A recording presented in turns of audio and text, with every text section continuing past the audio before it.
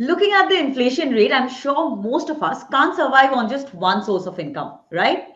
And that is where the rule of smart investment comes in. So today's episode is going to be all about how you can earn a steady income through dividend stocks. Hello and welcome everybody to market Yatra. मैं हूं आपकी host Rukmini Saha and मेरे साथ join करेंगे Amar ji. But before we welcome him, make sure you subscribe to our channel and click on the bell icon to never miss an update from us. So let's begin. So जैसे मैंने कहा कि आज हम लोग obviously डिविडेंड के बारे में बात करने वाले हैं। ये एक ऐसा चीज है मेरे हिसाब से जिसके बारे में सब बात करते हैं, बट काफी कम लोगों को ये पता होता है कि ये एग्जैक्टली मतलब कैसे काम करता है। तो to begin with, if you can explain us that what exactly it is and how does it work. जरूर, डिविडेंड्स एक काफी इंटरेस्टिंग और इम्पोर्टेंट एस्पेक्ट है ऑफ द फाइनेंशियल मार्केट्स। और जो भी लोग मार्केट्स में आते हैं, इन्वेस्ट करते हैं, वो वेल्थ क्रिएशन के लिए आते हैं। और डिविडेंड्स भी एक तरीका है फॉर रेगुलर इनकम स्ट्रीम। तो इसमें होता क्या है कि जो भी कंपनीज प्रॉफिट करती हैं, तो कंपनीज क्या चाहती हैं कि वो अपने शेयर होल्डर्स को भी रिवॉर्ड करें जिन्होंने उनके कंपनी में पैसा लगाया। बिकॉज अल्टीमेटली यदि आप 1 शेयर खरीदे या 100 शेयर खरीदे या 1000 या lakh, you are a shareholder of the company. तो कंपनी चाहती है कि जो प्रॉफिटेबल कंपनीज रहती हैं, जो जिनका कंसिस्टेंटली ट्रैक रिकॉर्ड अच्छा रहता है, वो चाहती हैं कि वो अपने स्टेक होल्डर्स को, अपने शेयर होल्डर्स को टाइम टू टाइम वो रिवॉर्ड करें। तो रिवॉर्ड करने का एक ये तरीका भी है कि वो डिविडेंड जो है वो अनाउंस करती हैं अपने शेयर होल्डर्स को। और ये एक तरीका है जो काफी निवेशक हैं अब इसे अपनाने भी लगे हैं कि wherein they invest in such companies जो रेगुलर बेसिस पे डिविडेंड डिक्लेयर करते हैं। तो ये एक तरीका है for regular stream of income. Nice, ये तो आपने काफी सिंपल लैंग्वेज में समझा दिया। तो सर, आप जो कह रहे थे कि कंपनीज अनाउंस करती है, राइट? तो ये कंपनीज मेजरली कब अनाउंस करती है एंड क्या हमें ये डिविडेंड मिलना फिक्स्ड होता है? ये आपने एक बहुत अच्छा सवाल किया कि क्या डिविडेंड्स मिलना फिक्स होता है। आपको और हमारे दर्शकों को एक बात हमेशा ध्यान रखना है कि मार्केट्स में there is nothing called guarantee, markets में there is nothing called fixed. तो होता क्या है कि लेकिन कंपनीज की ट्रैक रिकॉर्ड बहुत इंपॉर्टेंट होती है। तो कुछ कंपनीज हैं और जिनकी ट्रैक रिकॉर्ड अच्छी है, मतलब वो लगातार प्रॉफिट करते रहते हैं, साल दर साल, every year they make profits. तो देन दे फाइंड कि दे हैव टू ऑप्शंस। तो कंपनीज क्या करती हैं कि वो कुछ कंपनीज जो हैं वो जो उनकी प्रॉफिट्स होती हैं वो प्रॉफिट्स को कंपनी में ही री इन्वेस्ट करते हैं। कुछ कंपनीज हैं जो री इन्वेस्ट भी करते हैं और साथ में वो जो है वो अपने शेयर होल्डर्स को रिवॉर्ड भी करते हैं।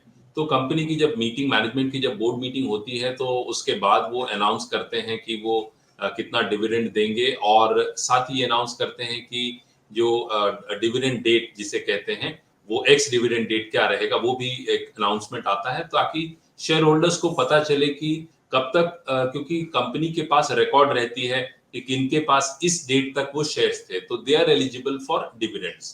तो ये अनाउंसमेंट जो है कंपनी की मैनेजमेंट करती है from time to time, most after their board meetings. Nice, but मतलब क्रक्स में तो मुझे ये समझ में आया कि आपने जैसे पहले ही कह दिया कि कोई गारंटी नहीं है, राइट? तो अमर सर, अच्छा, आप अगर हमें ये समझाए कि ये डिविडेंड स्टॉक और ग्रोथ स्टॉक, इन दोनों में कोई फर्क है, और अगर फर्क है तो मतलब क्या फर्क है? हाँ, ये काफी मतलब अच्छा क्वेश्चन आपने पूछा कि growth stock versus dividend stock. तो होता क्या है कि जो इन्वेस्टर्स आते हैं मार्केट में, सबके अलग अलग रिक्वायरमेंट्स रहती है, सबकी अलग अलग थिंकिंग रहती है। तो ग्रोथ स्टॉक्स जनरली वो स्टॉक्स होते हैं जो इन्वेस्टर्स जिनमें निवेश करके उन स्टॉक्स को from a long term perspective hold करते हैं। And such type of investors are not very much concern कि उन्हें कंपनी डिविडेंड्स दे रही है या नहीं दे रही है। और उनका मेजर फोकस ये रहता है कि कंपनी का जो शेयर प्राइस है वो कितना ज्यादा अप्रिशिएट कर रहा है, कंपनी की ग्रोथ ट्रैजेक्टरी कैसी है, कंपनी की सेल्स की ग्रोथ कैसी चल रही है, कंपनी की प्रॉफिटेबिलिटी की ग्रोथ कैसी चल रही है।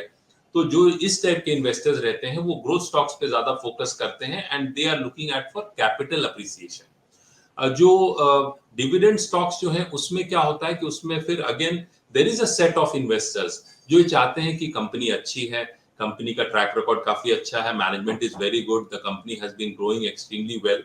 तो इस केस में वो ऐसे स्टॉक्स में इन्वेस्ट करते हैं जिनमें उनको रेगुलर बेसिस पे डिविडेंड मिलता है, तो इन्हें डिविडेंड स्टॉक्स कहते हैं। सर ये तो आपने काफी इजी और लेमन टर्म्स में हमें समझा दिया। अच्छा, आप जरा ये बताएंगे कि ये डिविडेंड यील्ड क्या होता है, like what is it exactly? या ये एक टेक्निकल टर्म है और काफी जो लोग हैं इससे जरा कंफ्यूज भी करते हैं, क्योंकि एक हो गया कि कंपनी डिविडेंड अनाउंस करती है और दूसरा होता है डिविडेंड यील्ड, दोनों डिफरेंट है। तो जब भी कोई भी कंपनी डिविडेंड अनाउंस करती है तो that is always on the face value of the company. तो जनरली क्या फेस वैल्यू 10 रुपीज का रहता है, मेजॉरिटी कंपनीज के 10 रुपीज का रहता है। तो फेस वैल्यू पे कंपनी अनाउंस करती है तो कंपनी विल से कि द डिविडेंड इज 20%, 30%, 40%। तो फेस वैल्यू का suppose face value, let us assume कि फेस वैल्यू इज 10 और कंपनी यदि डिविडेंड अनाउंस करती है 40%, तो इफेक्टिवली कंपनी जो है वो 4 रुपए का डिविडेंड दे रही है पर शेयर। अब यदि कंपनी का जो शेयर प्राइस है वो 200 रुपए है, just to give an example, तो डिविडेंड यील्ड जो होगा वो है that is total dividend receive, that is per share 4 rupees divided by the share price that is 200 rupees. तो 4 डिवाइडेड बाय 200 इज रफली अराउंड 2%। तो जो आप, क्योंकि आप जब डिविडेंड के लिए तब एलिजिबल होंगे जब आपके पास शेयर्स रहेंगे, तो जब शेयर्स 200 के भाव पे हैं सपोज और आप वो शेयर्स खरीदते हैं, then you are eligible for the dividend और आपको 4 रुपीज का डिविडेंड मिल रहा है, so effectively the dividend yield is in this case 2%। तो कंपनीज ये चाहती हैं कि वो एक डिसेंट अमाउंट ऑफ डिविडेंड दें जो रेगुलर बेसिस पे प्रॉफिट करती हैं। एंड बिकॉज क्या होता है कि जो कंपनी डिविडेंड्स देती हैं उनकी एक मार्केट में वैल्यू भी रहती है और उनको जो है इन्वेस्टर्स जो है वो पसंद भी करते हैं, क्योंकि उनका ये मानना है कि ये कंपनीज जो है they are sharing part of the profits. Apart from capital appreciation जो हो रहा है वो तो हो ही रहा है, लेकिन वो इन्वेस्टर्स इससे भी खुश रहते हैं कि companies also looking at sharing with the share holders. और साथ में लेकिन इन्वेस्टर्स जो है वो ये भी देखते हैं कि कंपनी के पास जो प्रॉफिट हो रहा है वो कहाँ उस प्रॉफिट को री इन्वेस्ट करती है। तो इसे जो है वो डिविडेंड यील्ड कहते हैं और जनरली डिविडेंड यील्ड यदि 3% है या उससे ऊपर है, then that is I would say very good और excellent you can say. Wow, that was that was very interesting कि कैसे मतलब वो कैसे फर्क होता है उसमें। सो सर, आज का मेरा फाइनल सवाल जिसके ऊपर ये पूरा एपिसोड था, that how to earn a steady income through dividend stocks? या आई वुड से काफी लोग हैं जो डिविडेंड स्टॉक्स में इन्वेस्ट करते हैं, तो उसमें you have to understand one thing जो मैंने पहले भी कहा कि स्टेडी इनकम जो है वो कंपनी यदि प्रॉफिट लगातार करते रहती है तब, और कंपनी की जो मैनेजमेंट, बिकॉज बहुत कंपनीज आप यू विल फाइंड कि they are making profits but they are not giving dividends. बहुत कंपनीज हैं वो are making very good profits and they are sharing dividends consistently. तो इसमें क्या है, थोड़ी रिसर्च की जरूरत है कि कौन सी वो कंपनीज हैं जो अपने, और जो कंपनीज डिविडेंड्स भी पे करती हैं generally they are leaders in their respective sectors. तो जिस भी इंडस्ट्री में वो रहती हैं दे आर लीडर्स इन दो सेक्टर्स। तो आपको ये देखना है कि वो रिसर्च करना है कि कौन सी कंपनीज हैं जो consistently 3 year over a 3 year 5 year period they are giving consistent dividends. At the same time the company is also growing. वो भी जरूरी है कि कंपनी ग्रो करेगी तभी जो डिविडेंड भी दे पाएगी, प्रॉफिट में रह पाएगी। तो आपको ये रिसर्च करना है कि कौन से कंपनीज हैं प्लस कौन से सेक्टर्स हैं, विच आर दो सेक्टर्स जिनमें जो है कंपनीज ज्यादा आपको रेगुलर बेसिस पे वो डिविडेंड्स डिक्लेयर कर रही हैं। और साथ में आप जो है कंपनी के थोड़े फाइनेंशियल्स को भी यदि देखते हैं तो आपको पता चलेगा कि कंपनी रेगुलर बेसिस पे प्रॉफिट कर रही है कि नहीं कर रही है, बिकॉज प्रॉफिट करेगी तभी वो डिविडेंड दे पाएगी। और मैनेजमेंट का भी वो एक डिसीजन होता है, बिकॉज मैनेजमेंट के पास दो ऑप्शन हमेशा रहते हैं। एक तो है कि वो डिविडेंड डिक्लेयर करके लोगों में जो है वो शेयर करे, दूसरा है कि वो डिविडेंड न डिक्लेयर करे और उस पैसे को कंपनी में ही प्लाउ बैक कर दे, मतलब ये री इन्वेस्ट कर दे for future growth. So that's the call of the management. तो ये रिसर्च करना जरूरी है। तो इससे आपको एक फेयर आइडिया लग जाएगा कि हाँ ये सब कंपनीज जो है कंसिस्टेंटली डिविडेंड पे कर रही हैं। तो आप डाइवर्सिफाई कर सकते हैं, don't just restrict yourself to one sector और one stock, maybe 2-3 stocks and at least 2 sectors you are looking at. तो उससे आपको डाइवर्सिफिकेशन का भी बेनिफिट मिल जाएगा और जो है डिविडेंड्स का भी आपको एक बेनिफिट मिल सकता है। Nice. I think that research जो आपने कही वो काफी इम्पोर्टेंट है टू डिसाइड ऑन कि कहाँ इन्वेस्ट करना है to earn that steady income.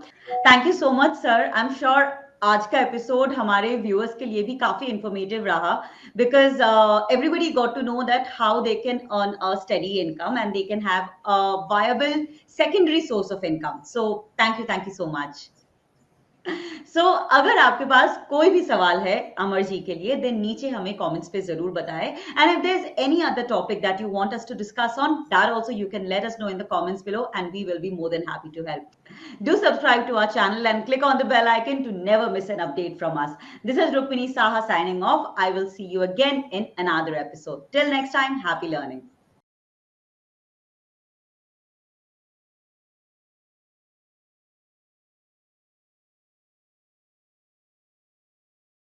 Investments in securities market are subject to market risks. Read all the related documents carefully before investing.